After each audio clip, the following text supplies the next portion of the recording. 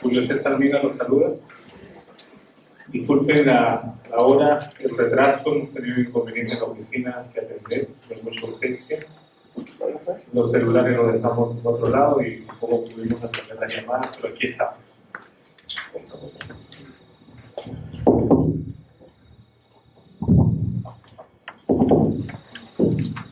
¿Con esto mejor? Bien.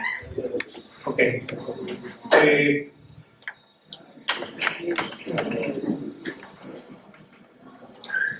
Quiero presentar al doctor Óscar Gómez Benítez. Óscar es biólogo de profesión, tiene un máster de elección y un doctorado en ingeniería ambiental por la Universidad Politécnica de Cataluña, en España, Barcelona. Entonces, podrán notar que hemos tenido mucha visita de españoles. Óscar es de Venezuela, está trabajando en Perú, JCI, como gerente de proyectos. Actualmente está liderando toda la parte técnica del proyecto de remediación de sitios impactados por la industria de hidrocarburos en la selva de Perú, en la cuenca del río Corrientes. Él va a mostrar su hoja de vida seguramente. Estaba a cargo del proceso de remediación en Venezuela, en PDVSA. Y bueno, hemos tenido la oportunidad de invitarlo a que dé una charla sobre hidrocarburos, principalmente los planes de acción ambiental, pero para eso hay que comentar un poquito del proceso. Así que Óscar, te dejo con los estudiantes que son de quinto año de la carrera de ingeniería ambiental.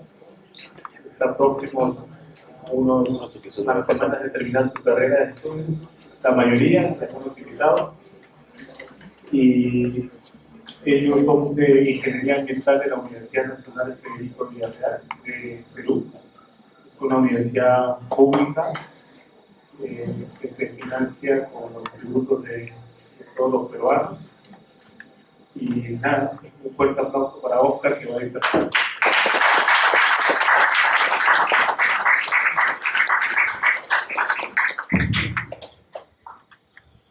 Tomen atención que aquí viene el examen. Disfrútenlo. Sí, por favor.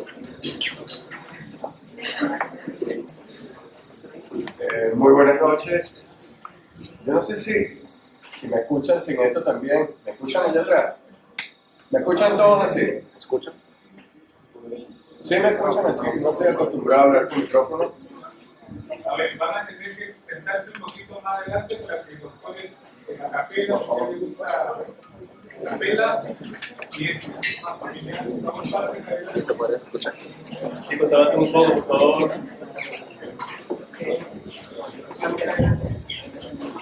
Oliver. Oliver.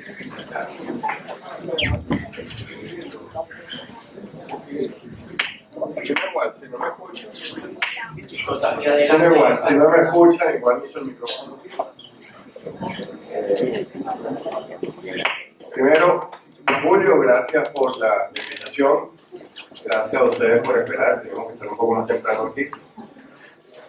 Razones laborales no nos permitimos salir antes. Fue un compromiso venir de otro país a hablarles aquí de experiencia en petróleo, que es el área en la cual me muevo, en la cual tengo experiencia, la parte de ambiente relacionada con petróleo. Y nada, cuando Julio me hace la invitación, pues decido preparar algo que llamo Petróleo Gotas, y hablo un poco de la industria petrolera y de las implicaciones ambientales asociadas a la industria petrolera. Yo creo que no hagamos este monólogo, es decir, que están abiertos a hacer las preguntas o los comentarios que crean necesarios a la medida que vaya hablando. Pase a lo siguiente. Aunque Julio ya lo comentó, mi formación es como biólogo de la Universidad Central de Venezuela. Luego hice un doctorado en ingeniería, un máster en teledetección y un doctorado en ingeniería ambiental, ambas en la Universidad Politécnica de Cataluña. Y he pasado por diferentes áreas relacionadas con ambiente. ¿Okay? Comencé marcando tortugas marinas, comencé también trabajando en un instituto de investigaciones y después fui empezando en el área de consultoría y bueno, terminé siendo gerente corporativo de la industria petrolera nacional, encargado de restauración ambiental, encargado de los nuevos desarrollos ambientales, encargado de la faja del Orinoco y encargado del proyecto Fede-Caribe, un proyecto emblemático de la industria petrolera. Y bueno, finalmente me estoy dedicando al área de consultoría ambiental con Julio. La siguiente. ¿Qué espero yo? ¿O qué se me ocurrió que podría serles útil a ustedes al venir a hablar de petróleo y ambiente? Dar una visión general sobre la industria petrolera, sus implicaciones, entender los procesos, ¿me escuchan todos atrás? ¿Sí? Entender los procesos asociados al aprovechamiento de hidrocarburos y finalmente, cuáles serían los compromisos ambientales de la industria petrolera. Pasa a la siguiente. En líneas generales voy a hablar sobre una introducción a la industria de los hidrocarburos, las implicaciones ambientales en la industria petrolera, unas estrategias de gestión ambiental, unas acciones ambientales que estamos ejecutando actualmente en el Perú y cuál es el estado del arte o las tendencias que hay en ambiente con relación a la industria petrolera. Pasa la siguiente. Primero voy a hablar un poco de la industria de los hidrocarburos, la siguiente. Para los que no lo sepan, etimológicamente, el petróleo significa aceite de piedra y tiene desde sus primeros orígenes muchísimos usos, desde que fue descubierto. En Mesopotamia lo utilizaban como combustible, medicina, los egipcios para el embalsamiento de cadáveres, los chinos llegaron a perforar pozos de cierta profundidad para el aprovechamiento de hidrocarburos, los persas y los árabes lograron perfeccionar o iniciar procesos de destilación para lograr derivados un poco más carburantes, y en América nuestros indígenas también lo usaban para el calafateo de las canoas, para sus casas, reforzar vajillas, etc. Pasa a la siguiente, por favor. Los hidrocarburos no son más que moléculas conformadas por carbono e hidrógeno y se presentan básicamente en dos grandes grupos. Son los alifáticos. ¿Tienes algo para? ¿No? Se presentan en dos grandes grupos: los hidrocarburos alifáticos y los hidrocarburos aromáticos. Son las modalidades básicas en las cuales se presentan los hidrocarburos. Desde el punto de vista de los alifáticos, los tenemos saturados e insaturados de acuerdo al número de enlaces que tenemos. Yo recuerdo algo de química orgánica que en algún momento todos vemos en la carrera. La siguiente, por favor. ¿Cuáles son las propiedades de los hidrocarburos? No sé si recuerdan en la nomenclatura de hidrocarburos, en la medida que vayan teniendo más átomos de carbono, tienen un nombre.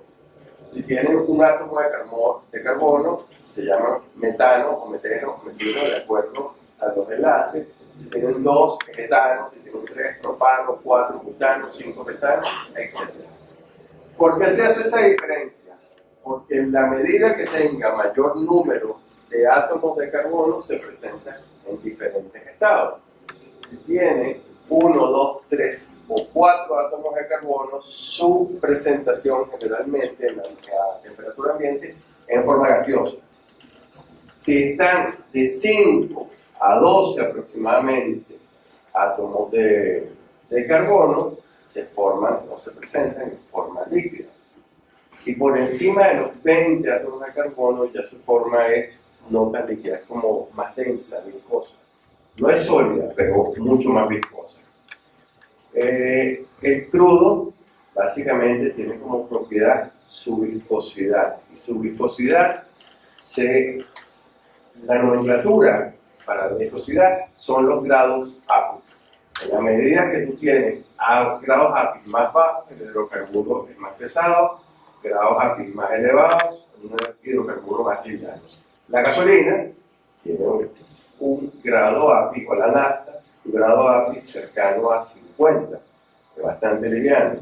Los hidrocarburos pesados están entre 6 y 12 grados API. La siguiente. ¿Por qué es importante el tema de los hidrocarburos?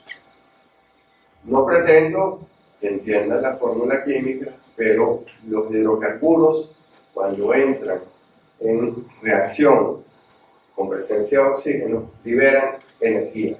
Entonces, si se fijan en las moléculas que están aquí, en la fórmula, ¿okay? En el caso de hidrocarburos gaseosos, en presencia de oxígeno, generan CO2, que es dióxido de carbono, y agua, pero además liberan energía. No sé si ven que estamos hablando de unidades de energía, kilojoule por mol. Y de refresco, que la energía es la capacidad que tienen los cuerpos de producir un trabajo. Y allí radica la importancia de los hidrocarburos, en su energía, la capacidad de producir energía. La siguiente. Dicho esto, si los hidrocarburos producen energía, se crea toda una infraestructura industrial para el aprovechamiento de los hidrocarburos. La industria petrolera no es más que una serie de procesos creados para el aprovechamiento de los hidrocarburos, desde su extracción en el subsuelo hasta su comercialización, digamos en los grifos, ¿okay? Cuando se pone gasolina. Hasta allí llega la industria petrolera. El término técnico para cada uno de los procesos en la industria petrolera se conoce como cadena de valor de la industria. Yo no sé si logran observar, tenéis aquí abajo, una serie de etapas. Hay diferentes maneras de representar las cadenas de valor de la industria petrolera. En este caso, tenemos métodos remotos, estamos hablando, vamos a verlo así. Estamos hablando de toda la parte de exploración, estamos hablando de la parte de producción, estamos hablando de la parte de manufactura, que es la refinación, y finalmente el transporte y comercialización. Pasa a la siguiente. Hay maneras más complejas o más sencillas de entender la industria petrolera. Esto es equivalente a la que presenté anteriormente, pero un poco más desarrollada. El hidrocarburo se presenta en la naturaleza de dos maneras. Se presenta como petróleo, ¿okay? O se presenta como gas natural. Y ambas ramas tienen unas líneas bien definidas desde el punto de vista industrial. El petróleo va a refinería y el gas natural va a petroquímica y tiene unos derivados totalmente distintos. En el caso del petróleo, hablamos de procesos aguas arriba, ¿ok? Cuando hablamos de procesos aguas arriba, estamos hablando de exploración y producción. Y tenemos procesos aguas abajo, estamos hablando de refinación y mercadeo. En el caso del gas natural, tenemos producción, transporte, distribución y comercialización, un poco más sencillo. La siguiente. Otra manera de representar la cadena de valor, que repito, la cadena de valor no es más que los procesos asociados a la industria del petróleo. Okay, de una manera más sencilla, más didáctica, tenemos procesos aguas arriba y procesos aguas abajo. Tenemos la exploración sísmica o los procesos de exploración, que vamos a explicar cada uno de ellos.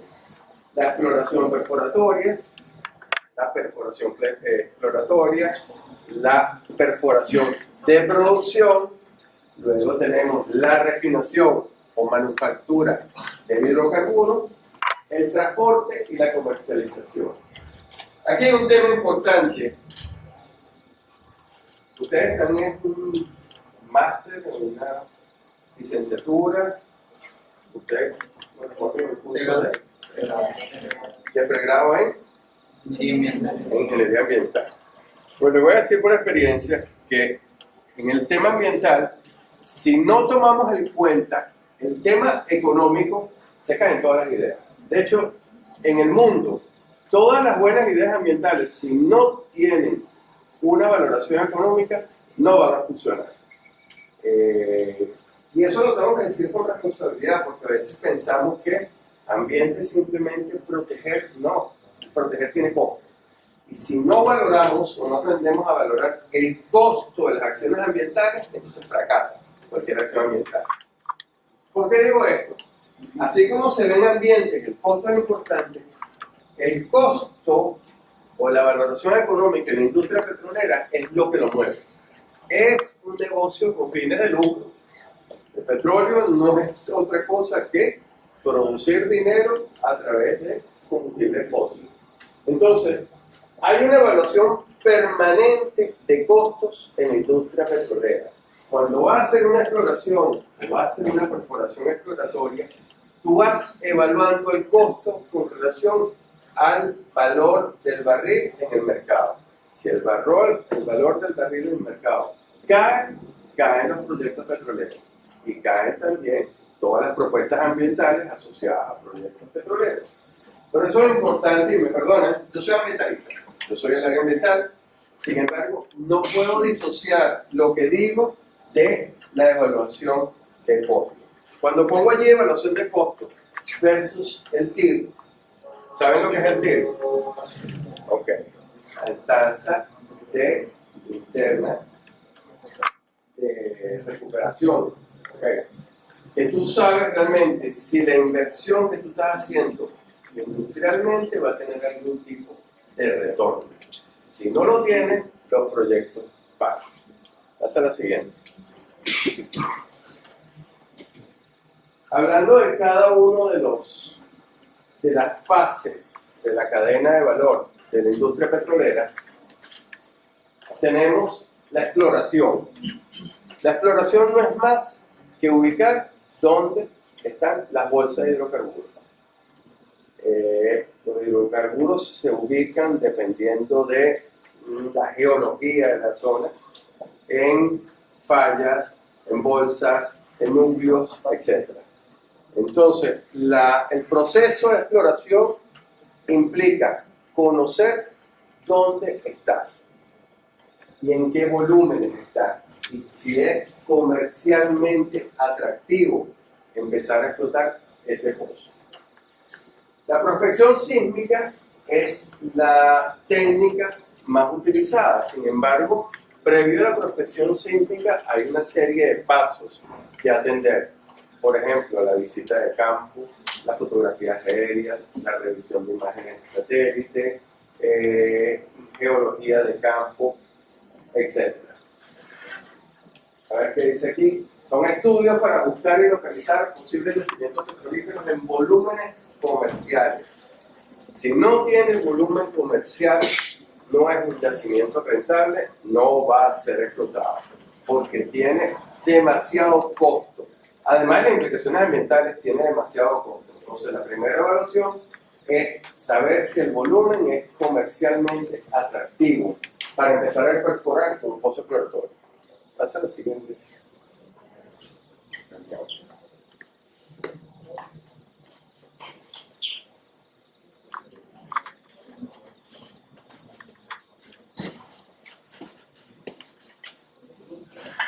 Hay diferentes métodos de exploración, como les venía diciendo. Tenemos una identificación preliminar del área. Tenemos la geología de superficie. Tenemos la evaluación de fotografías aéreas y comprobación de campo. Pero repito, la técnica más utilizada en el mercado es la prospección sísmica. La prospección sísmica se utiliza con diferentes métodos. O utilizas métodos magnéticos vibratorios o utilizas explosivos, que es el más utilizado es el uso de explosivos. Colocas unas líneas sísmicas, es decir, abres unas picas bastante largas predefinidas, son ticas de kilómetros, y vas colocando a cada cierta distancia, vas colocando explosivos. Esos explosivos mandan una señal al subsuelo y luego es recogida por unos aparatos. En la medida que, de acuerdo a la velocidad de recuperación de la señal de vuelta, se reconoce qué tipo de elementos tenemos en el subsuelo y se reconoce si tenemos o no un yacimiento. ¿Por qué son importantes los yacimientos? De los yacimientos vive la industria petrolera. De los yacimientos es que los países pueden pedir dinero prestado para poder desarrollar la explotación petrolera.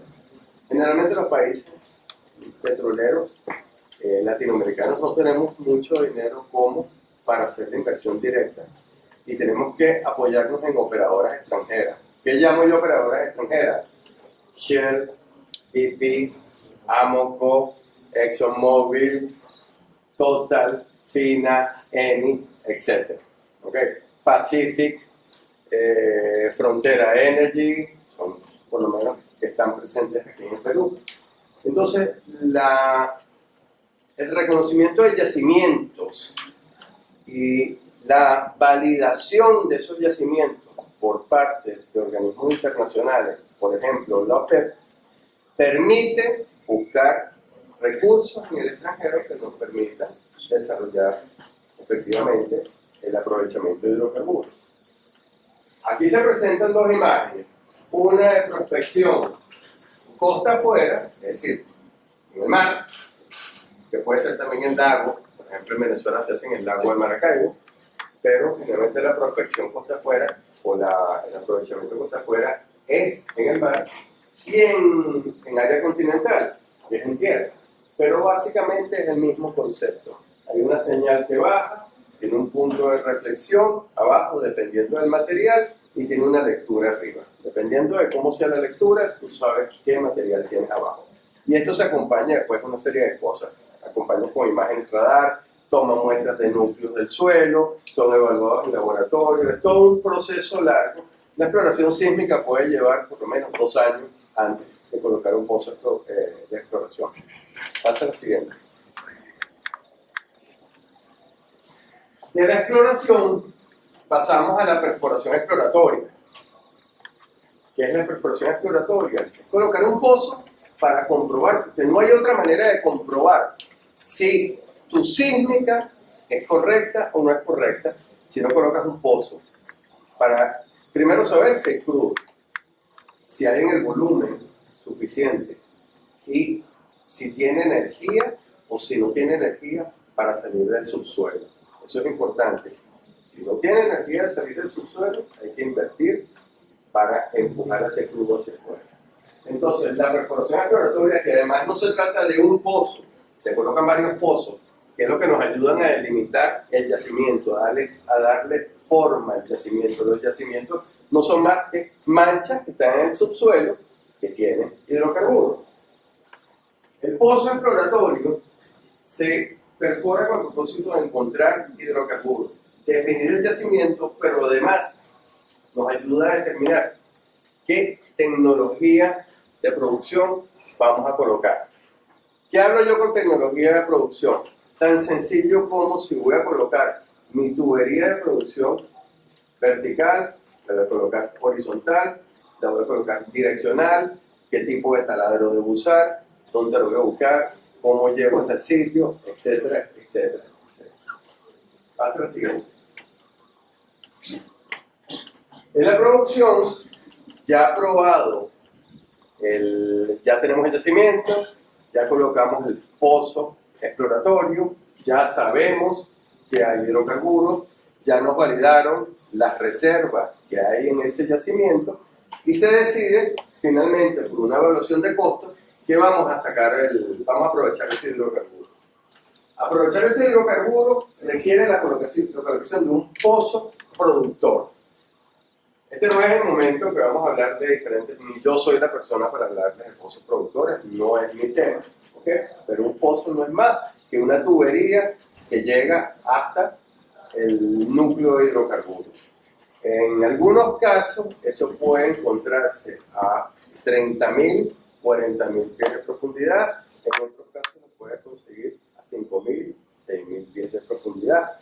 Entonces, dependiendo de las profundidades, se habla de pozos profundos o pozos someros. Generalmente, en la selva, Venezuela también presenta unas zonas quizás no tan selváticas, pero que tienen cierta similitud con la selva peruana, y los pozos no son tan profundos, pozos, digamos, someros, es decir, que no necesitas tanta tubería para llegar al subsuelo donde está ubicado el hidrocarburo. Hay dos maneras de que ese hidrocarburo salga, y por eso es importante reconocer en los pozos exploratorios la modalidad del yacimiento.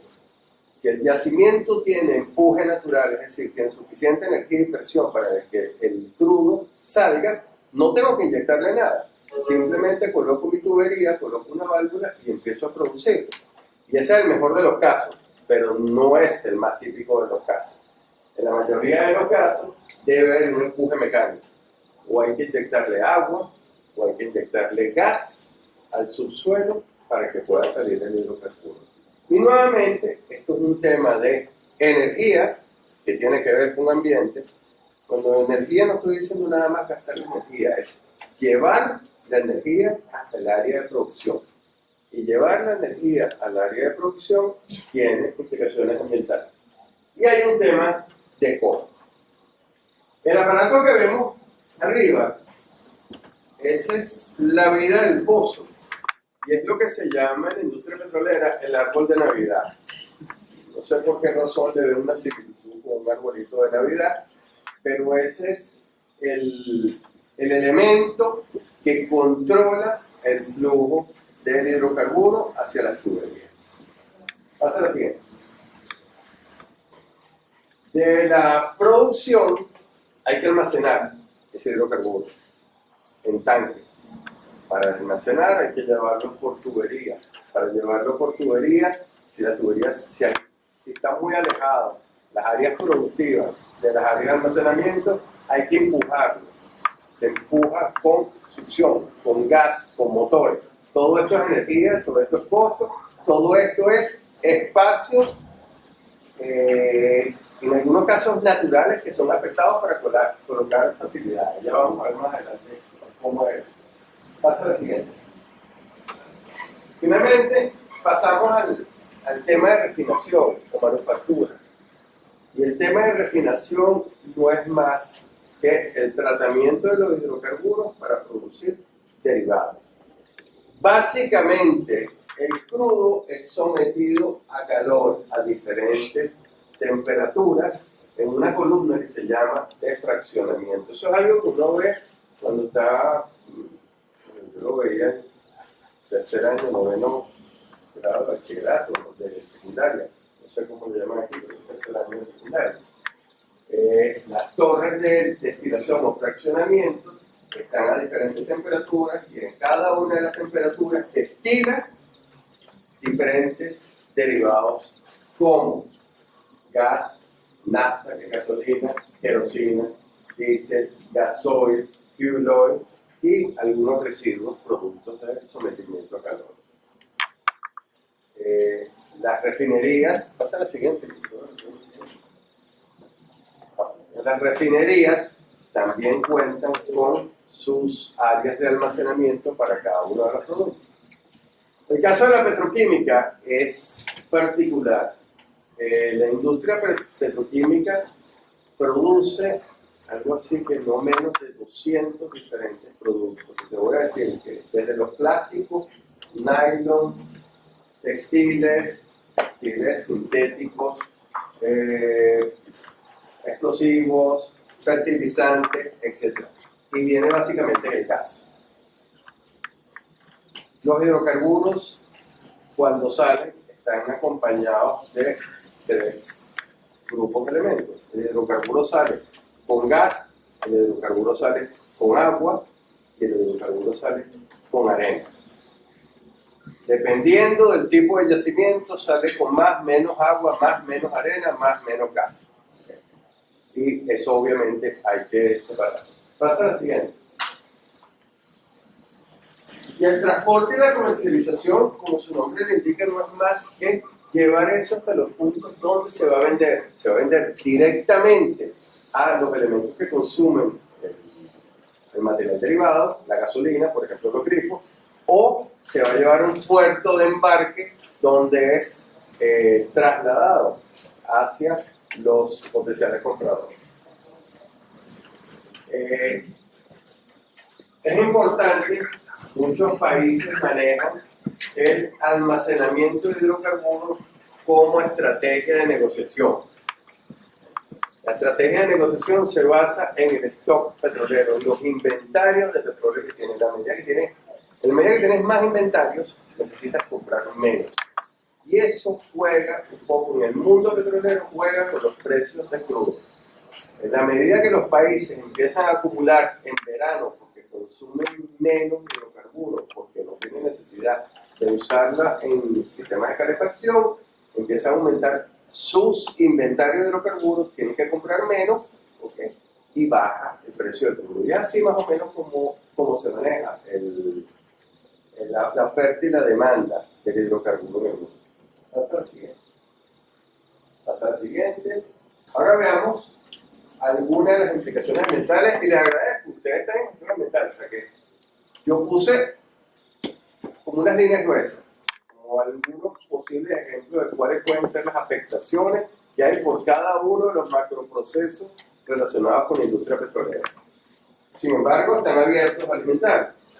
Si estamos hablando en el caso de la exploración, que les decía que la exploración con prospección sísmica es la más utilizada, y les hablaba que tenía que abrirse una pica. Tiene que abrirse una pica. Tiene que abrirse una pica. Tiene que abrirse una pica. Y si abres una pica, tienes que deforestar. Vamos a irlo mencionando. Cuando tú vas a establecer un proceso de exploración, tienes deforestación, tienes perturbación de la fauna, tienes ruido, porque vas a colocar explosivos en el suelo, tienes vibración, porque eso produce vibración, tienes segmentación temporal de corredores ecológicos. ¿Alguien sabe qué es eso? ¿O a qué se refiere eso? A ver. Exacto, por ejemplo, en el momento que tú abres una pica, ¿okay? Tú limitas o modificas la movilidad natural de la fauna. En aves ocurre bastante.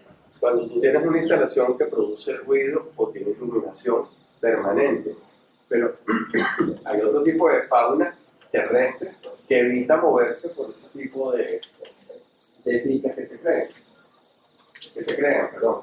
Hay una afectación del suelo y hay una afectación de la dinámica hídrica y de los procesos erosivos. ¿Por qué se produce eso? Porque hay una afectación de los procesos erosivos. Es sencillo. O sea, le estamos quitando la cobertura vegetal, ¿okay? Que de alguna manera protegía el suelo de cuando cae la lluvia. Por ejemplo, ahora va a caer directamente sobre el suelo. Y esos picas se van a transformar como unos canales de drenaje. ¿Qué pasa? Que parecieran no ser importantes, pero dependiendo de la dinámica en la precipitación en la zona, se puede crear finalmente un área libre que se forma un canal, se forma un riachuelo, donde antes no lo había. Por eso es que se hacen estudios de impacto ambiental antes de este tipo de desarrollo, porque debes conocer de la manera, aunque es teórico, un estudio de impacto ambiental no es más que una propuesta de hipótesis que tú debes comprobar en el momento que desarrolles el proyecto. Pero esas son las cosas que uno determina en un estudio de impacto ambiental. ¿Que hay elementos positivos? ¿Que en todo proyecto? Sí. ¿Hay una generación de empleo local? Sí, puede verse positiva. ¿Que hay un uso de servicios locales? Sí. ¿Que trae un beneficio al área donde estás desarrollando? Sí. ¿Que hay un desarrollo de la región de acuerdo a las políticas del Estado? Sí, pero eso tiene que ser medido. porque tú tienes sus matices. A veces es positivo, a veces no es tan positivo. En Venezuela hubo una experiencia con, Venezuela tiene, creo que tenemos más o menos la misma cantidad de años produciendo, pero mientras Perú produce, creo que son 50.000, 60.000 barriles día, Venezuela llegó a producir 4 millones de barriles día. Y necesita facilidades petroleras para poder manejar esa cantidad de hidrocarburos. Las refinerías generalmente se ubican en la zona costera, porque necesitas que los derivados, los productos de refinación salgan al mercado. La única manera de salir al mercado es por vía marítima, es la más, es donde puedes manejar mayores volúmenes que van por mar. Entonces, Venezuela estaba creando, ya tenía 2 refinerías en los 2 extremos de la región costera, y estaba creando una en la región más o menos central. No había experiencia local para desarrollar esa refinería. Y hubo que traer experiencia de las otras zonas que ya estaban desarrolladas. Entonces empezaron a traer, por ejemplo, soldadores. No había pericia en el trabajo de soldadura de tubería es un trabajo bien especializado. No es tan sencillo como agarrar soldando una red, un poco más complejo. Y tienes que traer gente con experiencia que sepa soldar. Me trajeron del estado Zulia, algo así como 2.000 soldadores a una región, oye, que era pueblo de pescadores. Se trajeron a los soldadores y no se trajeron a la familia de los soldadores.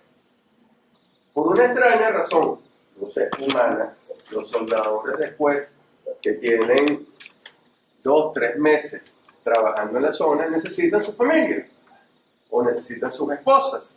Y si no las tienen allí, las buscan en la zona. No, pero en serio. Entonces, a la industria petrolera nacional no se le ocurrió otra cosa que traer prostitución que pudiera paliar pues, la necesidad de los trabajadores. Resulta que actualmente la zona de Puerto La Cruz, que es la ciudad más grande que está cerca de esa refinería, es la zona que tiene mayor cantidad de prostíbulos en toda Venezuela. Y te estoy hablando que eso ocurrió hace 30 años y ahora es un problema de Estado por todo lo que puede traer eso. Y mira, solo las personas que tenemos ya cierta cantidad de pelo blanco y que vimos desde el momento que lo estaban construyendo, ahorita nos damos cuenta de que las cosas pasan. Que a veces pensar que vas a generar empleos locales o vas a traer gente a trabajar y vas a entrenar, no siempre es positivo, esa cosa hay que medirla. Y me perdonan el ejemplo, pero son cosas que pasan y eso también tiene que ver con gestión ambiental. ¿Okay? Pues si quieres hablamos un poco más de eso, pero gestión ambiental no tiene nada más que ver con agua, plantas, animales, recursos, no, tiene que ver también con la gente. El tema social forma parte del aspecto ambiental. Pasa a la siguiente. En el caso de producción, las afectaciones son mayores aún. Y verán que voy a poner ejemplos y fotografías de zonas selváticas, porque compartimos tanto Venezuela como Perú esta, digamos, desafortunada ubicación de los yacimientos en zonas que son de alta sensibilidad. Pero en realidad, los países deben desarrollarse y de alguna manera tiene que haber un equilibrio entre desarrollo y conservación. Si no lo hay, alguna de las dos va a fallar. Y generalmente es la parte de conservación. Entonces, la parte de producción, tenemos como afectaciones potenciales. Y repito, esto es una lista que se me ocurre a mí como líneas generales. Se pueden ir detallando muchísimas más. Pero tienes deforestación de grandes superficies, tienes nuevamente perturbación de la fauna y tienes el tema de iluminación. El tema de iluminación pareciera poco importante, pero no lo es cuando estamos en zonas no intervenidas y vamos a hacer un desarrollo petrolero. Pasar de un área que tenía horas luz cuando hay sol y que ahora tiene luz 24 horas al día y tiene un tipo de iluminación que es bastante fuerte, modifica totalmente el entorno. Aparte de eso, tiene ruido, tiene vibración Nuevamente tiene segmentación de hábitats, pero ya en este caso no es temporal, ya es permanente. Porque un pozo productor, por lo menos 20 años lo vas a tener trabajando allí. Tiene afectación de suelo, potenciación de procesos erosivos, lo vas a tener. Tiene incremento de tráfico, porque todo lo que ocurre allí, todo lo que llega allí, llega de alguna manera. O llega en camiones, o llega en gandolas, o llega en camioneta, pero llega de alguna manera, o llega en tren, o llega en barco. Tienes una demanda importante de recursos. La industria petrolera requiere agua, como todas las industrias. Quizás no en volúmenes cuantiosos, pero requiere agua, requiere electricidad, requiere energía. De alguna manera hay que llevar la energía. Todo ese tipo de cosas son preguntas que se deben hacer en el momento que vayan a desarrollar un proyecto. Grave error es llegar a un proyecto y hacer unas preguntas cuando ya la inversión está hecha, ya cuando se están tumbando los árboles, ¿no? Son preguntas que se van a hacer. Y dicen, ¿vas a llevar energía? Sí. ¿Cómo la vas a llevar? ¿En un cable? ¿Vas a poner una planta? ¿Vas a quemar carbón? ¿Vas a llevar combustible? Vas a llevar combustible. ¿Y cómo vas a llevar el combustible? ¿Cuánto combustible requieres? ¿Lo vas a llevar en gandolas? ¿Lo vas a llevar en barriles? ¿Dónde vas a almacenar el combustible? Porque tiene además un nivel de riesgo. ¿De dónde vas a sacar el combustible? Son el tipo de preguntas que se hacen para desarrollar un proyecto de este tipo. Porque si no las haces al inicio del proyecto, vas a tener estas complicaciones después. Importante, sumamente importante y sumamente a tomar en cuenta con los procesos de producción, es decir, cuando tienes el pozo extrayendo hidrocarburos, son el tema de generación de corriente de residuos peligrosos y de residuos no peligrosos también, que es a veces un tema que también nos olvidamos. La cantidad de gente que está trabajando allí va al baño, es decir, hace sus necesidades. ¿Cómo vas a manejar eso? La gente que está allí come, es decir, que genera residuos sólidos, orgánicos e inorgánicos, todos los días. ¿Alguno tiene idea más o menos de cuánto genera un ser humano de ciudad residuos sólidos al día? 1 kilo, 1,5 kilos. Y empieza a multiplicar ese kilo, 1,5 kilos por el número de personas que tienes allí y por el número de días que están. Porque todo eso tiene que ser planificado. Si vas a generar 3 toneladas de basura inorgánica, es decir, latas, cajas, etc., ¿dónde la vas a almacenar? Porque tú no vas a tener un camión todos los días trasladando el material. Entonces ya no estamos hablando solamente del espacio de producción, estamos hablando de espacio para almacenar residuos inorgánicos. Ojo, residuos que no son peligrosos en algún momento. Perdón, y los residuos peligrosos.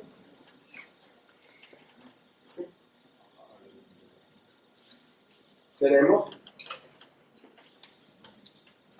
no sé si ven, aquí abajo dice efluentes con material no peligroso y peligroso, y residuos peligrosos, no peligrosos y peligrosos.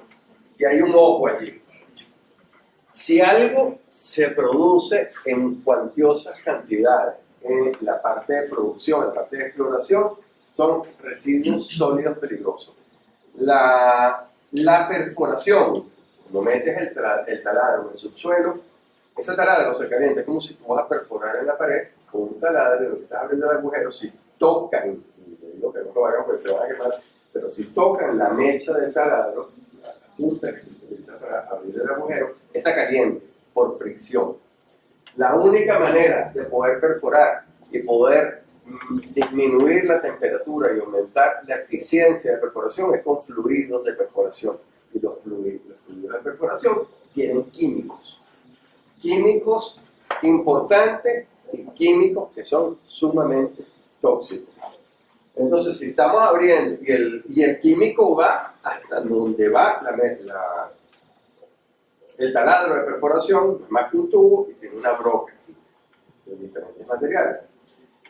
El fluido de perforación llega hasta la profundidad que llega el taladro. Si estamos hablando de 21.000 pies y tenemos un hueco que tiene 30 centímetros de diámetro, bueno, hagan el cálculo.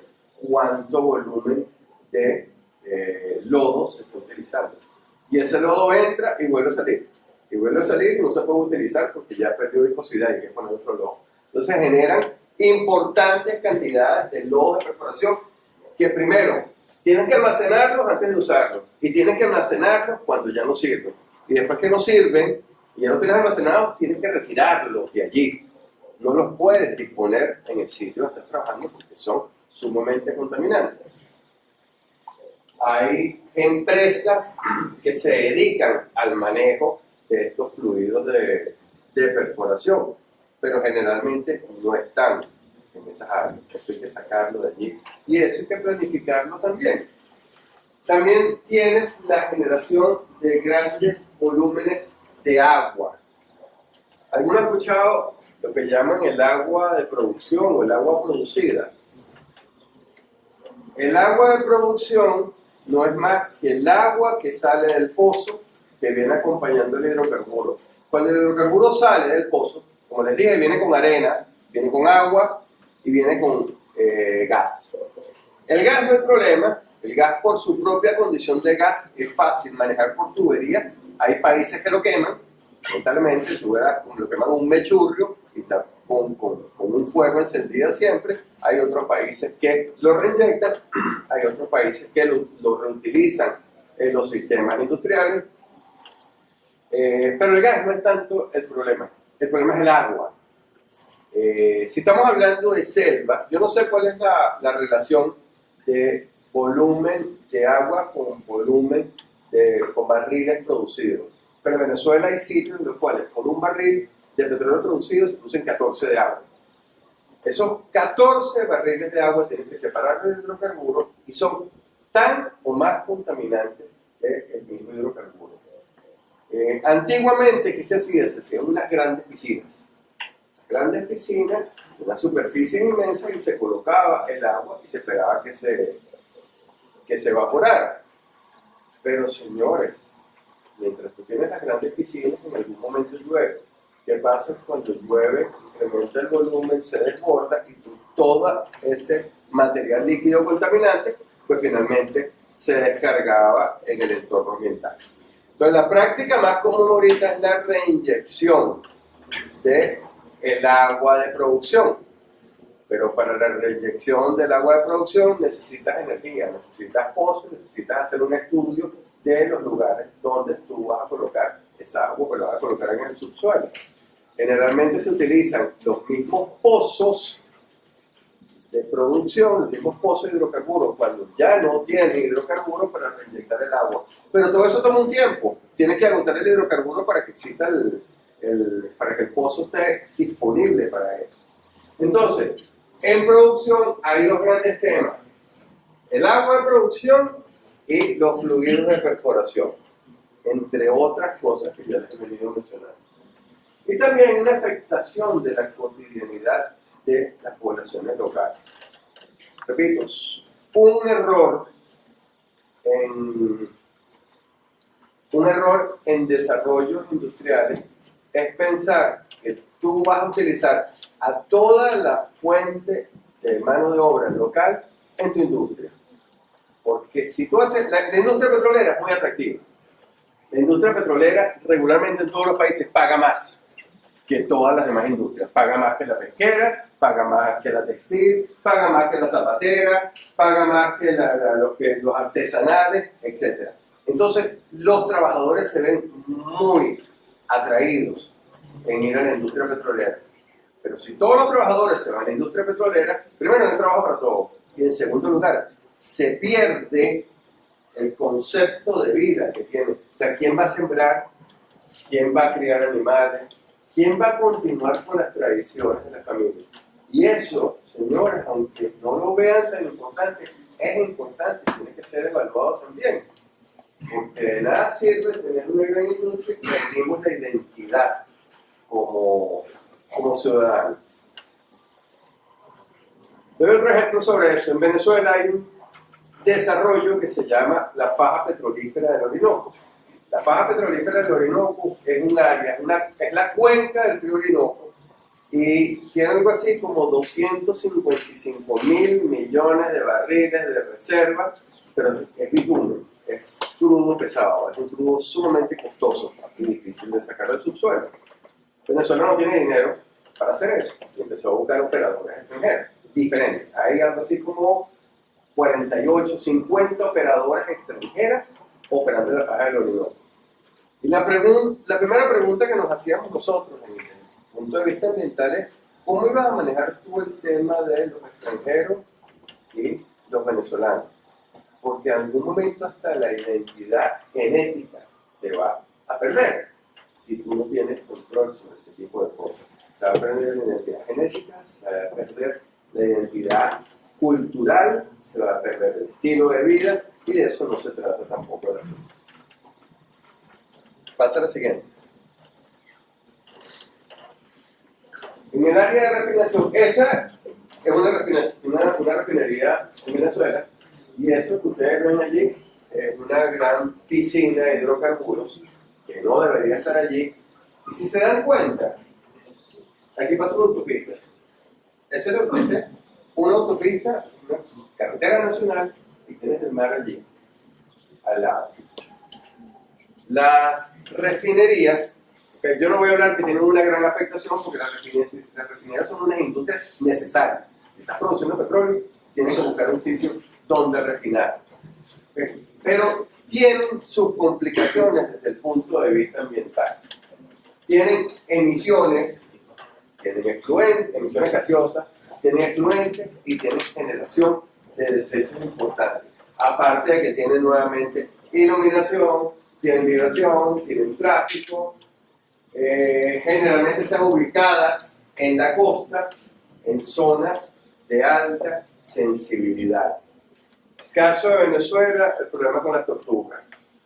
Tortugas marinas salen o se confunden o cambian sus hábitos de desove cuando tienen este tipo de iluminación, por dar un pequeño ejemplo. Las aves migratorias, alguien aquí mencionaba el tema de las aves. Entre el norte de América y el sur de América, incluso hasta la Patagonia, hay un importante flujo de aves migratorias, que a menudo al conseguirse unas cortinas de humo producidas por las refinerías, pues tenemos 4 o 5 refinerías en toda la costa, pues modifican su viaje, y aunque no lo crean, se desgastan más desde el punto de vista de energía. No llegan a sus sitios, no llegan a sus sitios de alimentación, y lamentablemente muchas de ellas fallecen. Además, la refinería tiene una altísima demanda de agua y energía. Y es importante el tema de los recursos que utiliza la industria petrolera, de dónde salen, cómo se trasladan, cómo los cuantifican, cómo se pagan, etc. Pasa a la siguiente. Esos son, no tengo mejores ejemplos que los de la misma industria donde trabajé por muchísimos años.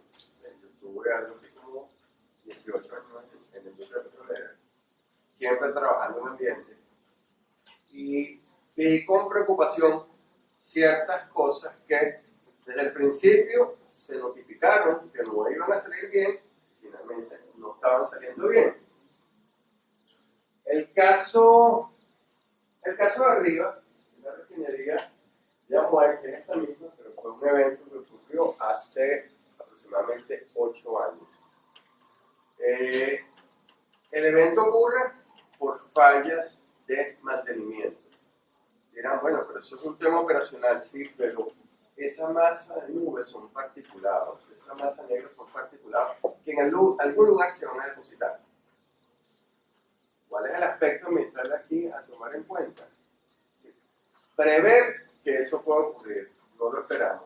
¿Cómo prevés y cómo planificas qué acciones vas a tomar? Hacer un modelo de dispersión de contaminantes gaseosos. Y más o menos tienes una idea de dónde se van a depositar esos particulados que tienes allí. El caso de abajo es un caso patético. Venezuela comenzó con la explotación formal de la faja del Orinoco, como les dije, son hidrocarburos extra pesados. Son ni siquiera pesados, son extra pesados. Es lo que se conoce como bitumen. Quiere decir, es tan pesado que tienes que mezclarlo con gasolina para que se fluidice y pueda pasar por tubería, o tienes que calentarlo, si no, no pasa por tubería. El proceso de refinación, digamos, del hidrocarburo pesado, es un proceso de mejoramiento, no es ni siquiera un proceso de refinación como tal. Y el proceso de refinamiento más conocido en el mercado se llama delay coke. ¿Y qué produce? Como no es un desecho, porque es realmente energía también, pero en Venezuela no se está aprovechando, produce eso que ven ahí, que es como una montaña negra. Eso es como un carbón negro, ese es el coque. Cuando se empezó a planificar el aprovechamiento de hidrocarburos en la faja del Orinoco, ninguno se hizo la pregunta, ¿qué vas a hacer con el coque? La producción de coque en la faja del Orinoco son 54.000 toneladas día de coque. Cuando tú estás hablando de 54.000 toneladas, lo menos que te vas a preguntar es, ¿dónde lo pongo? Hermano, o sea, todo eso que tú vas a producir de coque, que ni siquiera es el hidrocarburo, es el coque, ¿dónde lo vas a meter? ¿Qué vas a hacer con él? Y no se le ocurrió otra cosa que llevarlo al lado de la refinería. Pero el coque ignita, es decir, el coque en altas temperaturas, y esta es una zona caliente, coge fuego por sí solo. Entonces, hay un grupo de camiones, ahí ven unos, algo así como 200 camiones, que van con una cisterna de agua y van regándole, echándole agua para que no coja fuego. Pero sigue estando allí. Y además, ¿qué es energía que estás perdiendo? Eso es un desastre ambiental. Y eso está al lado de una refinería. Y el último caso es la refinería de Amuay, entre otros casos. Es una imagen de Google, ahorita, o sea, se mete en Google, busca refinería de Amuay, esa es una imagen actual. La refinería vierte sus aguas residuales directamente en la bahía, en esta bahía. Y lo viene haciendo durante más de 40, 50 años. En el momento que a mí me dan la responsabilidad de los pasivos ambientales de la industria, ese es uno de los pasivos que entregan. Me dice, tienes que sanear eso. Bueno, lo primero que uno hace es, oye, buscarse a un grupo de investigadores de la universidad y, oye, saca material, a ver, saca un núcleo, a ver. Había algo así como 15 metros de estratos de contaminantes y creo que seguía hasta más abajo. Después de darle muchas vueltas, la única recomendación de nosotros a la industria petrolera es que había que abandonar la bahía de Amuay. No es recuperable. Es más peligroso remover el fondo que perder ese espacio del mar, lamentablemente. Esas son malas prácticas que terminan en graves consecuencias ambientales. Pasa lo siguiente. En el caso del transporte y comercialización, ya habrán visto en muchísimas oportunidades cuáles pueden ser las consecuencias ambientales, algunas por error, por accidente, por eventos no esperados, pero otras por un mal manejo o una inadecuada operación. Pasa a la siguiente. ¿Cuáles podrían ser las estrategias o qué estrategias se manejan? Pasa a la siguiente. Esto hay que verlo de dos maneras. Venimos hablando de los macroprocesos en la industria petrolera. Estamos hablando de exploración, hablamos de perforación para exploratoria, hablamos de perforación para producción, hablamos de colocación de líneas de transmisión, o sea, las tuberías, hablamos de patios de tanque, hablamos de refinería. Pero todo eso no se construye a la vez. ¿Okay? Ya hay una infraestructura, ¿okay? Y la infraestructura se debe manejar, hablo como la industria petrolera, debe manejarse por la línea de la derecha. Vamos a ver un momento primero de la izquierda. La izquierda son los nuevos desarrollos, es decir, queremos hacer un pozo. Si queremos hacer un pozo, ¿okay? Ahí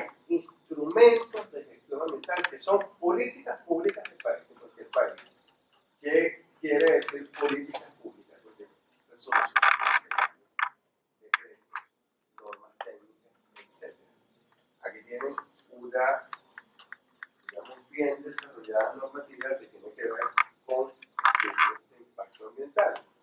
Y ya determina el Estado si requiere o no requiere un estudio detallado, un estudio ampliado, un instrumento técnico sustentatorio, etc. ¿Okay? Pero estos son el tipo de instrumentos que se utilizan para ese tipo de desarrollo puntual. Voy a ampliar una refinería, voy a colocar otro pozo, voy a cambiar una tubería, etc. Pero en el caso de la gestión de la industria, debe manejarse desde otro punto de vista. La industria no se maneja a través de las políticas públicas del Estado. Las industrias se manejan a través de sistemas de gestión ambiental. Los sistemas de gestión ambiental, ¿conocen lo que son los sistemas de gestión ambiental? Creo que eso es parte de un tema de la carrera que están haciendo. Pasa a la siguiente.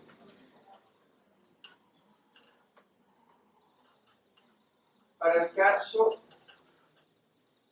caso de desarrollo de proyectos puntuales, y esto es algo que vivimos en la industria petrolera en mi país por muchos años, era que la intervención del componente ambiental en el desarrollo del proyecto era tardía. Es decir, cuando se va a desarrollar un proyecto, yo creo que estos pasos son comunes tanto en Venezuela, Perú, Chile, México, los pasos de ingeniería. ¿Por qué hablo de los pasos de ingeniería? Porque la industria petrolera son básicamente ingenieros. Y la gente de ambiente no es tanta. Tú vas a una reunión de evaluación de un pozo y te consigues a un ingeniero ambiental y te consigues 20 ingenieros de petróleo. Entonces es totalmente desequilibrada la discusión. Y siempre va a aprelar, y siempre en la industria petrolera va a aprelar producción. Quien piense lo contrario no va a ocurrir, a menos que nosotros mismos le demos fuerza al tema ambiental en ese tipo de discusiones. Entonces, si lo vemos desde el punto de vista de ingeniería, todos los proyectos se manejan así. Hay una factibilidad, hay una visualización. En la medida que voy bajando en cada una de esas etapas, el proyecto va cogiendo más forma. ¿Qué quiero decir con factibilidad? Un grupo de ingenieros y economistas se reúnen y dicen, oye, técnicamente tenemos la tecnología, pero sí tenemos la tecnología. ¿Hay el presupuesto para hacerlo? Sí. Pero ¿qué pasa? La intervención del componente ambiental es vital en ese primer momento. En el momento que están las ideas, que están haciendo un montón de rayas en una pizarra y dicen, oye, lo vamos a hacer aquí. Cuando los proyectistas dicen, lo vamos a hacer aquí, ese tema de ambiente, señores, donde tú colocas tu industria, me corresponde a mí decirte. No lo dicen los ingenieros, o lo dicen los ingenieros ambientales en este caso, o lo dicen los biólogos, o lo dicen los biógrafos, pero no lo dicen un proyectista de la industria petrolera. De hecho, yo no domino 100% el tema de legislación ambiental en el Perú, pero yo me imagino que habrá, por ejemplo, un tema de selección de localización para colocar determinada industria. Tú vas a colocar un puerto y tú no dices yo quiero el puerto aquí. No, le dices, oye, evalúa 3 o 4 y mediante una matriz tú me dices, esta es la mejor ubicación, esta es la que menor impacto causa o el mejor impacto a la comunidad causa. Y por esto pasa con cualquier desarrollo industrial. Vas a colocar una textilera en un sitio no intervenido, te dirán, oye, una evaluación de alternativas de localización. Y eso es un tema ambiental, repito. Por lo tanto, desde la factibilidad tiene que estar presente el representante de ambiente o el grupo de ambiente. ¿Por qué? Porque si tú no ves factibilidad de ese proyecto, donde lo quieren colocar o para lo que va a servir, o tú no lo ves ubicado así, es algo así como que en el lago Titicaca tú vas a colocar una torre de perforación. Y tú dirás, oye, mira, tú vas a sacar todo el mundo del mundo, pero ahí no va. ¿Por qué? mira, por razones paisajísticas, simplemente, porque hay un turismo asociado a eso. O alguien que diga, mira, nosotros lo llamamos, quitamos Machu Picchu y vamos a poner planos y vamos a colocar una infraestructura hotelera. No, porque tiene un concepto paisajístico, histórico, cultural que tiene valor para ustedes. Entonces, ese tipo de ideas tienen que establecerse desde la factibilidad. ¿Qué pasa? Que cuando el componente ambiental no participa de la factibilidad, empieza a desarrollarse el proyecto y cuando están ya en algo que se llama ingeniería básica, es decir, que contrataste empresas de ingeniería para desarrollar planos, difícilmente, señores, echan para atrás. No lo echan, no borran los planos porque el señor de ambiente dijo que no lo van a hacer. Por lo tanto, es importante para nosotros que nos importa el ambiente, pero es importante para los tomadores de decisiones, porque si no lo haces así, si no tomas en consideración esas cosas, te va a salir más caro el proyecto final.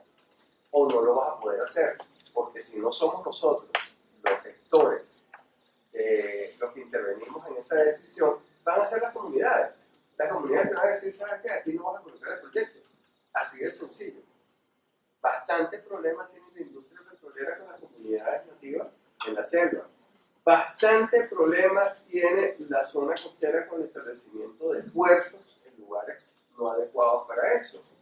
Entonces, son experiencias probadas que deberían servir para entender a nosotros que debemos participar desde los inicios del proyecto y para los tomadores de decisiones que tienen que incorporar en la factibilidad técnica y económica, tienen que incorporar la factibilidad ambiental. Y eso se mide. Eso tiene una metodología. ¿Es empírica? Sí, es empírica. Pero tiene metodología para medir. Repito, aquí es importante que ustedes empiecen a ver el valor económico del ambiente. Suena duro, pero tienen que empezar a reconocer el valor de eso. Si tú vas a colocar un ferrocarril que corta y cruza un montón de espacios que son paisajísticos, denle valor. Es decir, tiene que haber una compensación por parte del proyectista sobre la afectación del paisaje. ¿Cómo se calcula? Verán ustedes cómo se calcula. Hay cosas que no se sabe cómo calcularlas. Mira, la cantidad de carros que pasarían y la gente cuánto disfrutaría, cuánto tiempo veo yo, ese montón de árboles que se gusta, etc. Pero hay que darle valor. Si no le damos valor, va a prelar la política del desarrollo. No, es que hace falta para el desarrollo, sí hace falta. Pero tiene que haber un equilibrio en la toma de decisiones. Entonces, en la industria petrolera ha sido una fuerte lucha, y no estoy diciendo nada más en la industria petrolera nacional, de Venezuela, en la peruana, en todas, por el grupo de gente que trabaja en ambiente, en que se le toma en cuenta de las primeras etapas del proyecto. Generalmente los estudios de impacto ambiental, y creo pensar que aquí también es así, te lo piden cuando tú estás en la ingeniería básica, o te piden ingeniería básica como insumo para el estudio de impacto ambiental. Grave error. No estoy criticando, en mi país también pasa, pero grave error. Tú no puedes empezar a evaluar impacto cuando estás con ingeniería básica. La ingeniería ya es un producto. La ingeniería básica después pasa a una ingeniería de detalle, es decir, una ingeniería que tiene cálculos de tubería, cálculos de eléctrico, cálculos de flujo, etcétera, etcétera. Entonces es un grave error que se considere una evaluación de impacto con una ingeniería básica. Debe empezar a hacerse una serie de estudios previos que estén relacionados con ambiente antes de llegar a la ingeniería básica. Por supuesto, ni hablar de la ingeniería de detalle, con la ingeniería de detalle ya debería estar incorporado el tema ambiental. ¿Qué es el tema ambiental en la industria petrolera? Cosas como, por ejemplo, tengo un tanque, el tanque tiene que tener una piscina. Una piscina me refiero a un área de contención de hidrocarburos. ¿Y cómo se calcula eso? Oye, lo calculas con el volumen del tanque más la máxima precipitación que tú puedas tener en un año. Porque si además llueve, cuando se derrama el hidrocarburo, se te va a salir del área de la piscina. Entonces son cálculos que no te los van a enseñar en biología. A mí no me enseñan eso en biología. O sea, tienes que estudiar ingeniería ambiental o tienes que meterte en la industria petrolera y empezar a ganar experiencia sobre ese tipo de cosas. Si no, no lo vas a conocer nunca en tu vida. Es decir, que la capacitación en el tema de ingeniería ambiental dentro de la gestión ambiental es importante, tiene su peso para la toma de decisiones. Bueno, mira, debe existir una planificación ambiental oportuna, es lo que estoy hablando de cuándo debe intervenir el componente ambiental dentro de la toma de decisiones, debe intervenir desde las primeras etapas del proyecto, debe haber un poder de decisión en cada una de las etapas, es decir, las personas encargadas de ambiente dentro de un proyecto, dentro de la industria petrolera, deben tener poder de decisión, deben ser escuchados. Y para esto es necesario una fuerte lucha, al menos en Venezuela, de que dentro de la junta directiva estuviera la gerencia de ambiente. Cada decisión que toma la junta directiva, que es la que decide qué proyecto va o no va, está incorporado el tema ambiental. Y finalmente, que es muy importante, el personal debe estar calificado para la toma de decisiones. Repito, no nos quedemos con el tema nada más de manejar legislación, de conocer cómo se hace un estudio de impacto. No, necesitamos manejar tecnologías ambientales. Necesitamos saber de ingeniería ambiental, porque es la única manera que vamos a hablar de tú a tú con los que son la mayor cantidad de trabajadores en la industria petrolera, en este caso, que son ingenieros. La única manera que puede hablar con un ingeniero es que hable en los mismos términos ambientales, sí, pero conociendo los procesos que tienen que ver con la industria petrolera. Pásame al siguiente. Como les decía, hay dos maneras de atacar lo que puede ser la gestión ambiental o las estrategias ambientales. Una tiene que ver con el desarrollo particular del proyecto, como le dije, una ampliación de una refinería, el desarrollo de un pozo, la colocación de una tubería, y así es válido con un muelle, un puerto, un galpón, etc. Pero en el caso de la industria petrolera, o en el caso también de cualquier industria, las industrias funcionan de manera integrada. Y las industrias deben manejarse, mi experiencia me dice que es la manera más correcta de hacerlo, a través de sistemas integrados de gestión ambiental. De repente estoy repitiendo algo que ustedes manejan por su propia carrera. Pero los sistemas de gestión ambiental, y esto es algo que por experiencia se los digo, no se aprenden en conceptos, o sea, estas son cosas que tienen que tener frescas. Los sistemas de gestión ambiental no es más que la documentación del proceso. No es otra cosa que la política. El concepto parece así como que muy amplio. Ay, si tenemos un sistema de gestión ambiental. Señores, el sistema de gestión ambiental es que todo lo que yo digo que hago, lo tengo por escrito y lo registro. Ah, nosotros evaluamos emisiones. Sí, ¿dónde están? Muéstramela. Aquí está. ¿A qué hora dices tú? Pues tu procedimiento dice que la evalúa en la mañana y en la noche. Y que tú mides dióxido de carbono, mides NOx, mides H2S, mides tal. ¿Dónde está? ¿Ok? ¿Por qué? Porque eso te da estadísticas. Y las estadísticas te ayudan a ver si vas bien o vas mal. Y dónde debes corregir. Entonces, repito, un sistema de gestión ambiental en la industria petrolera, ¿qué sería? Por cada uno de los macroprocesos, y además esos macroprocesos que llamo exploración, perforación, manufactura, almacenamiento y comercialización, tienen procesos incluso más detallados. Pero hablemos de los macroprocesos. La documentación de los procesos que tienen que ver con ambiente en cada una de esas etapas es lo que es un sistema de gestión ambiental. Y es integrado porque está integrado con cada una de las etapas de la cadena de valor. Si eso no es así, si no hay un sistema de gestión ambiental, cuando ustedes entran en cualquier industria y ven políticas ambientales, eso es marketing. O sea, si eso no tiene una manera práctica, operativa de ejecutarse, entonces eso no sirve, de verdad. Necesitan de verdad estar documentados los procesos. Procesos con aguas residuales. Cuando te digan yo soy una persona, yo soy una industria que cuido las aguas superficiales, ¿ok? ¿Cómo las cuida? Pues nosotros controlamos los efluentes. ¿Cómo lo controlas? ¿Dónde está escrito? Nosotros lo controlamos a través de un sistema de medición que es una vez a la semana. Y medimos esto, y reportamos esto al Ministerio del Ambiente y tenemos estas estadísticas. Muéstralas. Porque además los registros son importantes. Eso es un sistema de gestión ambiental.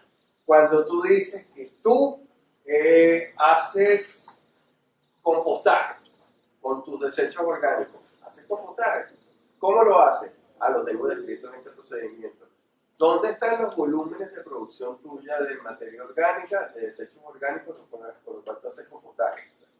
¿Y cuánto abono produces tú ese compostaje? ¿Y hacia dónde lo llevas? Esa es una manera seria, responsable y con un manejo de data que, repito, te permita tomar decisiones.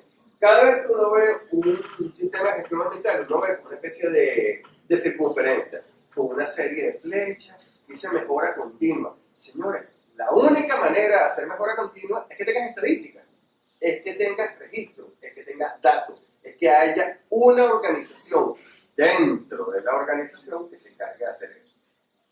Y eso es duro de hacer entender en la industria, porque lo ven como un gasto y lo ven como una inversión. Y repito, y voy a ser reiterativo con esto, cualquier idea, por más bonita que sea ambiental, si no tiene una valoración económica, va a fracasar. Es decir, si en algún momento trabajan en una industria y quieren implantar un sistema de gestión ambiental, los primeros que tienen que estar convencidos son los dueños, o los tomadores de decisiones, o las juntas directivas, porque si no, no va a suceder. Entonces tiene que tener un presupuesto. Tiene que tener un presupuesto porque la gente que hace las cosas también se les paga. Eso es como cuando hablamos de reciclaje de vidrio. Oye, qué bonito.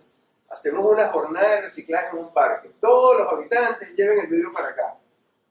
Y el vidrio del parque, ¿quién se lo lleva después? Alguien tiene que llevárselo. Y ese alguien maneja un camión. Ese alguien trabaja, tiene que poner combustible, alguien tiene que pagarle.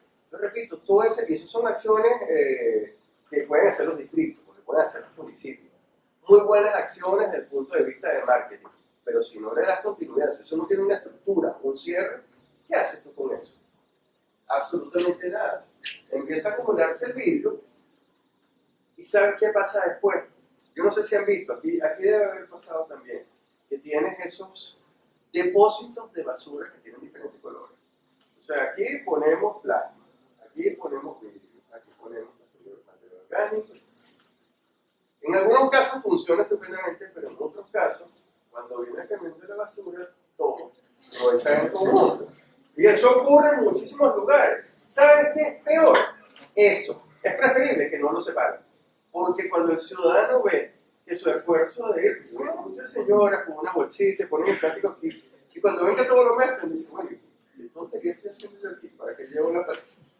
¿Con qué idea se hace esto? No puede ser simple marketing. Y separarlo quiere decir que van recicladores particulares por cada uno de esos tipos de materiales. Y esa gente hay que pagarle, o de alguna manera ellos tienen que vender eso. Entonces, los ciclos hay que cerrarlos. Y eso tiene que ver con sistemas de gestión ambiental a diferentes niveles. Pasa al siguiente, por favor.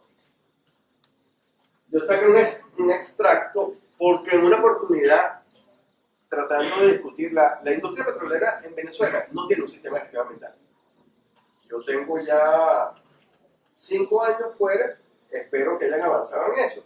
Pero una crítica era, oye, que ellos no iban a permitir que Estados Unidos impusiera, no están imponiendo nada. El sistema de gestión ambiental basado en ISO, ya recuerdo, no me gusta el ISO. Pero el ISO no te dice que utilices directamente su nomenclatura. El ISO te recomienda, simplemente te da unas pautas de trabajo. De hecho, dice, en aspectos ambientales, lo voy a leer, el apartado 4.3.1 pretende proporcionar un proceso para que una organización identifique sus procesos, sus aspectos ambientales. Las organizaciones no tienen que considerar cada entrada de producto Aunque no hay un solo enfoque para identificar aspectos ambientales, el enfoque seleccionado podría considerar, quiere decir que te da la apertura.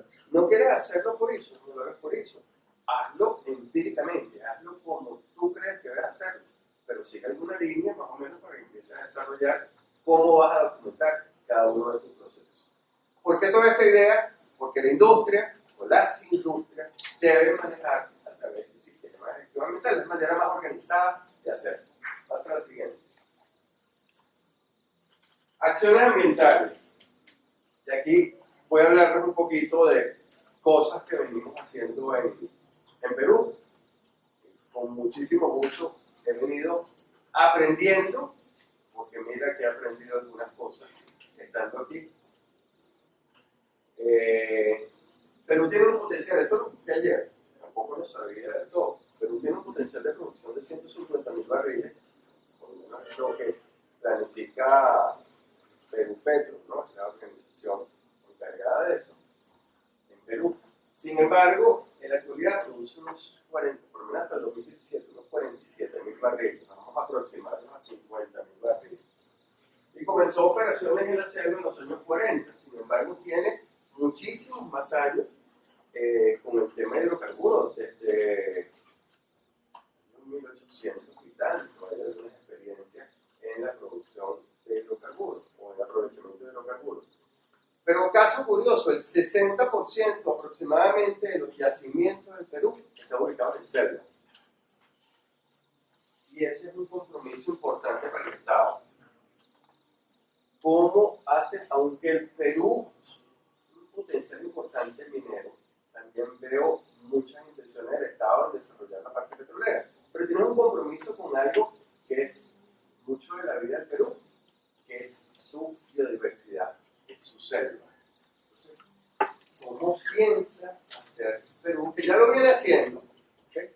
Pero se puede hacer mejor para explotar y llegar a ese nivel de producción y mantener la selva. Pues la selva no es solo por selva y que vayan turistas y que la veamos. La selva es fuente de agua, fuente de alimentos, fuente de energía. Entonces, la selva, entre otras cosas, tiene difícil acceso, son operaciones complejas, no hay facilidades de transporte, tiene distancias larguísimas. Yo paso hasta 3 días para llegar al sitio que vamos a evaluar. Y eso hace que haya poco control en las operaciones. Poco control en las operaciones, en eventos no esperados, es decir, hay accidentes, pero esos accidentes, cuando empiezan a acumularse y no hay acciones, hay una afectación al ambiente. Pasa lo siguiente. Hay múltiples y recurrentes eventos de contaminación producidos por derrames, por diferentes razones, por falta de mantenimiento, porque, por sabotaje, por lo que tú quieras. ¿Okay? Pero ocurren en ecosistemas de alta sensibilidad, en un sistema que es dominado por agua. La selva es dominada por una dinámica hídrica.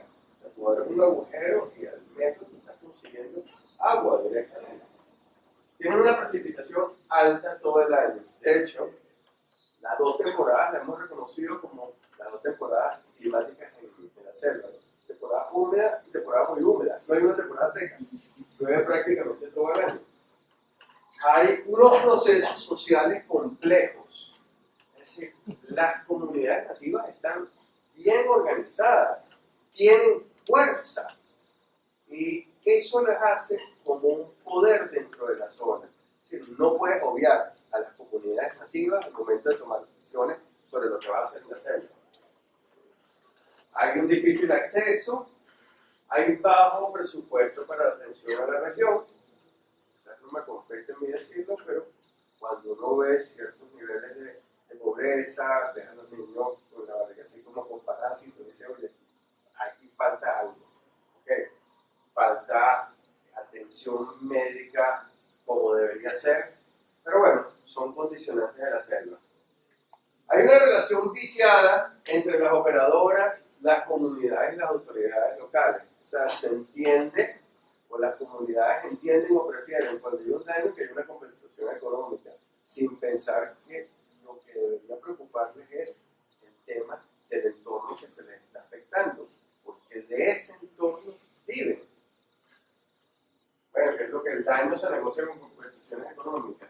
Y no existe una gestión ambiental continua que permita conocer la magnitud del daño. No se sabe cuánto volumen se pierde, en dónde se pierde, porque no es fácil la zona. Y no hay un control directo sobre las operaciones. ¿Qué pasa con esto? Que genera pasivos ambientales. Y los pasivos ambientales empiezan a crear un deterioro ambiental acumulado. Pasa la siguiente. Como dije, tenemos dos tipos, o por lo menos he observado dos tipos de instituciones. Tienes eventos operacionales, que son los derrames, y que son eventos menores, que pueden ser contingencias o pueden ser emergencias. Pero también tienes eventos operacionales que no son atendidos. Y cuando no son atendidos por un cierto periodo de tiempo, se conocen en la industria, además se conocen en la industria, en el medio ambiental, como pasivos ambientales.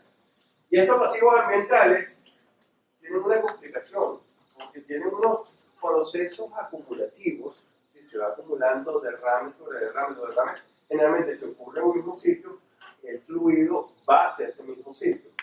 Cuando se acumula allí, tiene un proceso de liberación crónica, es decir, va liberando poco a poco metales y contaminantes de cierta toxicidad que dificulta la toma de decisiones de cómo tú vas a remediar esa zona.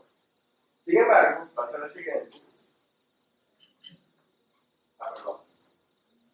Cuando se trata de eventos operacionales, debemos tener en cuenta este tipo de elementos, o este tipo de estrategias que ayudan en la industria petrolera. Debe haber un plan de mantenimiento estructurado, deben existir los planes de contingencia, debe haber planes de emergencia y debe haber planes de control de derrame. ¿Por qué los diferencio? Hay industrias en las cuales el plan de contingencia contempla el plan de derrame, el plan de emergencia y el plan de mantenimiento. Hay otras industrias que los tienen separados y lo discriminan de acuerdo al volumen de material que se está perdiendo.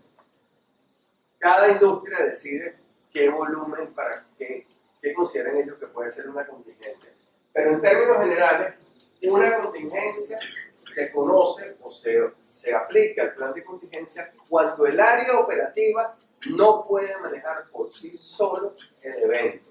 Por ejemplo, tenemos allí unos trabajadores que tienen un derrame, digamos, menor y, aunque no son las herramientas adecuadas, están tratando de recogerlo. Pero aquí abajo tenemos un derrame que pudiera ser una contingencia. Tuvimos un colapso de un tanque y el material salió de la piscina de contención del hidrocarburo. Eso pudiera ser para algún tipo de industria una contingencia y debe tratarse a través de un plan de contingencia. Importante, como estamos hablando del sistema de gestión ambiental, todo tipo de eventos se registra, se documenta. ¿Por qué? Porque esas lecciones aprendidas nos ayudan a ver cómo no vuelve a ocurrir, qué acciones se tomaron, qué dio origen a ese derrame. Todo ese tipo de cosas ayuda a mejorar los procesos de industria. Pasa al siguiente. Los planes de contingencia, esto me parece interesante mencionarlo porque tiene un elemento ambiental que resulta primordial, interesante. El plan de contingencia tiene dos elementos. Un plan de contingencia no es más que una documentación de una serie de acciones. Es para tomar decisiones. Un plan de contingencia tiene, como les dije, el plan operativo, que es la serie de pasos para tomar decisiones, y tiene un atlas de sensibilidad. Esto es un tema bonito y hay un área de desarrollo sobre el tema de sensibilidad ambiental. Pero desde el punto de vista operativo, los atlas de sensibilidad ambiental definen áreas, ¿ok?, que son sensibles, pero también definen áreas que son de sacrificio. Cuando tú tienes un derrame cercano a la costa, lamentablemente, entre que el crudo se vaya a las piedras o el crudo se vaya a la arena, es preferible que lo lleves a la arena, porque es mucho más fácil recogerlo. Entonces, hay toda una metodología para el desarrollo de atlas de sensibilidad asociado a los planes de contingencia. Pasa a la próxima. En el caso de manejo de pasivos ambientales, ya estamos terminando porque están cansados. En el caso de pasivos ambientales, tenemos metodologías de remediación que básicamente se estructuran en dos tipos: los biológicos y los físico-químicos. Y solamente voy a mencionar lo más importante. Dentro de los biológicos está fitoremediación, bioremediación, land farming, compostaje, biopilas, etc. Pero están basados en la actividad bacteriana, en algunos mejorada, en algunos con agregación, pero básicamente los biológicos son por la actividad, la descomposición a través de bacterias. Y los físico-químicos requieren o químicos o energía, por ejemplo la incineración. Pasa a la siguiente. Para determinar qué tipo de remediación vas a hacer, necesitas establecer cuál es el tipo de contaminante, qué presupuesto tiene, cuál es la demanda de recursos, cuál es la generación de desechos, cuál es la cantidad de personas que tiene. No es simplemente que digo quiero esta metodología, sino que todo un método para decidir cuál es la tecnología aplicada. Paso a la siguiente. Y finalmente, en resumen, las tendencias o el estado del arte, no solo en la industria petrolera, sino en gestión ambiental, el manejo de acciones preventivas, los planes de mantenimiento en las industrias deben ser formalmente establecidos y serios, los sistemas integrados de gestión ambiental, como lo dije antes, el manejo de lecciones aprendidas es vital en cualquier industria y en el área de gestión ambiental. El componente ambiental en la toma de decisiones, la inyección de CO2 al subsuelo es algo sumamente costoso, pero es algo novedoso en la industria petrolera, algunos países lo aplican, la tecnología de recuperación secundaria, el incremento de la eficiencia en el uso de los recursos y la ecología industrial. Al que le interese puede buscar ecología industrial, hay diferentes experiencias en ecología industrial y no es más que la relación de empresas como si fuera una cadena trófica. La última, y yo generalmente termino con una frase y alguna imagen que les dé a entender ustedes el valor de lo que hacen. Ambiente, cuando yo estudié biología hace muchísimos años, ambiente lo llamaban como todo lo que nos rodea. Ambiente no es solo todo lo que nos rodea, sino también todo lo que nos afecta. Y traigo un ejemplo sencillo del oso polar. Han visto que se ha reducido el mercurio en el pelaje de los osos polares. Esto fue un hallazgo súper importante, pero cuando tú le das la vuelta a la investigación, dices, ¿por qué los osos polares tenían en su pelaje mercurio? Quiere decir que los peces contaminados de mercurio, por diferentes actividades, digamos mineras o por los bombillos ahorradores que tienen mercurio, y si lo tiras a la basura en algún momento llega al mar, les llega la contaminación por mercurio. Si le llega al oso polar, que está bastante lejos de nosotros, bastante lejos de las ciudades, a nosotros nos llega también. No estamos exentos de esas cosas. Y nada, con esto termino. Ok, muchas gracias.